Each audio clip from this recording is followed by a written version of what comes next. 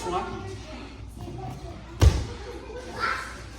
To the back. If we go that route, we're going to hit our roller coaster sweep.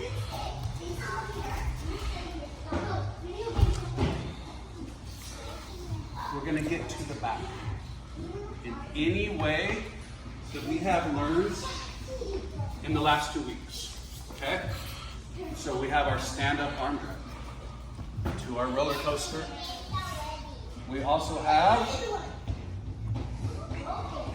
our arm drag from butterfly. If you were here for this, I'm pulling as I'm setting my hook, reaching for the lat, coming up, giving my power half.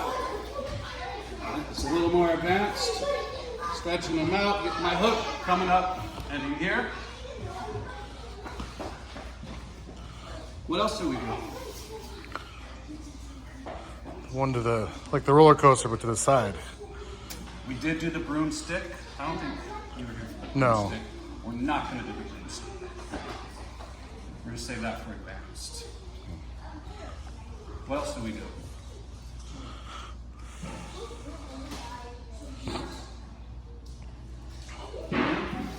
What if I was in mount on Angelo? Anybody? Anybody? Nobody? Nobody? Something about a present. Right? Changing my grips. Leaving this pocket open for Angelo to reach. As he reaches, I'm closing with my chest. Reaching under his head. Grabbing his wrist.